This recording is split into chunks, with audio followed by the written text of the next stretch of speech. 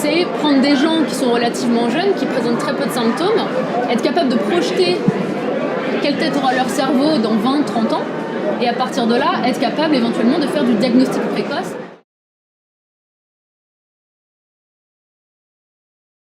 Bonjour, je m'appelle Barbara. Je suis en dernière année de thèse, en fait je vais soutenir ma thèse bientôt, et je suis en co-tutelle avec à la fois l'ENS de Cachan et à la fois l'Institut du cerveau et de la moelle épinière dans l'équipe Aramis. Donc l'Institut du cerveau et de la moelle épinière, c'est un gros institut qui regroupe plein de gens qui travaillent sur le cerveau et qui est basé sur le campus de la Salpêtrière. Le cerveau, essentiellement, ça va être un amas de neurones. Et les neurones sont composés de deux choses principales. Il va y avoir le noyau, donc la tête du neurone, et il va y avoir les axones qui permettent de faire des liens avec les autres neurones.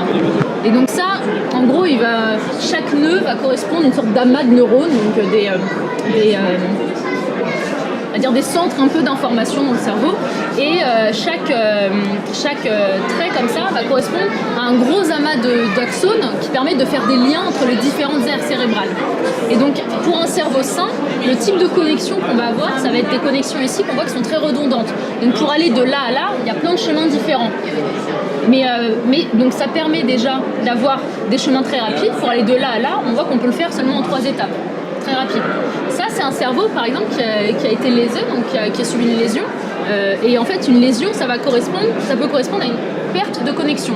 Donc, par exemple, là, la connexion entre ces deux aires ici et ici a été brisée.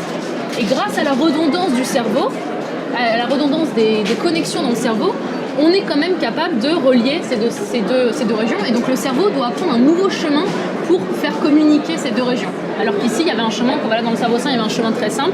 Et là, il y a un chemin un peu plus compliqué, mais que le cerveau est capable d'apprendre ensuite. Donc en gros, une maladie comme Alzheimer, on va dire dégénérescence cérébrale, c'est quand on commence à perdre trop de ces petits bouts. Voilà, on va perdre. On n'arrive plus à lier 2 points, par exemple. Non, ça va être les noyaux plutôt. Parce que la matière grise, donc le cortex, c'est vraiment les noyaux. Et ce qu'on appelle la matière blanche, c'est ce qui permet de faire les liaisons, donc qui va être représenté ici par les traits. Si je reprends, avoir Alzheimer, c'est comme si j'enlevais cette bille. Il me semble, ouais. Alors après, moi, je suis pas médecin, donc je vais pas dire...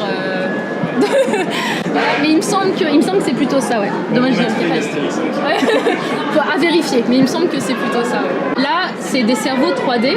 Et en fait, on peut voir, c'est censé être un même patient, et on peut voir l'évolution de la maladie d'Alzheimer. Là, ici, c'est un sillon qui va être assez fermé, comme ça. Et là, on voit, c'est assez ouvert au même endroit.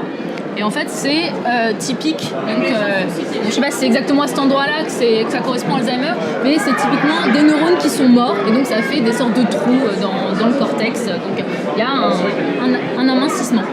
Et en fait, ici, ces deux cerveaux-là, ils correspondent vraiment à des IRM qu'on a fait passer à un même patient, à 71 et 75 ans, il me semble. Donc, c'est quelqu'un qui a Alzheimer. Et donc on a fait passer l'IRM et on a imprimé en 3D pour montrer, voilà, c'est mieux que sur un écran. Voilà. Et en fait, grâce au modèle que l'on développe, on est capable de recalculer la trajectoire de ce patient qui a amené à ces deux états-là. Donc on a calculé notamment l'état intermédiaire, on a dit très probablement ce qui s'est passé entre ces deux états-là, c'est ceci, et très probablement ce qui se passera dans le futur, c'est ça, et ce qui s'est passé dans le passé, c'est ça. Donc nous... Si je comprends bien, vous avez mesuré ce cerveau-là combien de temps après 4 ans, il me semble. 4 ans après celui-là, et avec des méthodes de calcul, vous avez pu le faire sur les autres cerveaux. Tout à fait. Avec ça, c'est étendu de combien de temps? Il y a 20 ans entre les deux. Il me semble que ça c'est 61 et 81 ans, donc ça c'est 71 et 75, si je dis pas de bêtises. Et donc nous on travaille vraiment en tant que mathématiciens avec des ingénieurs, en collaboration un petit peu avec des médecins, mais vraiment nous on nous donne des données, et donc nous notre travail c'est de modéliser, donc d'être capable de dire qu'est-ce qui s'est passé entre, c'est d'extraire de l'information qui serait pas évidente à l'œil nu. C'est prendre des gens qui sont relativement jeunes, qui présentent très peu de symptômes, être capable de projeter quelle tête aura leur cerveau dans 20-30 ans, et à partir de là, être capable éventuellement de faire du diagnostic précoce, donc d'être capable de dire, en fait, il y a ce petit truc qui ressemble à rien, mais qui en fait va correspondre à une grosse perte neuronale, donc probablement que c'est un début d'Alzheimer, et donc ça vaut le coup de lui donner des médicaments dès maintenant.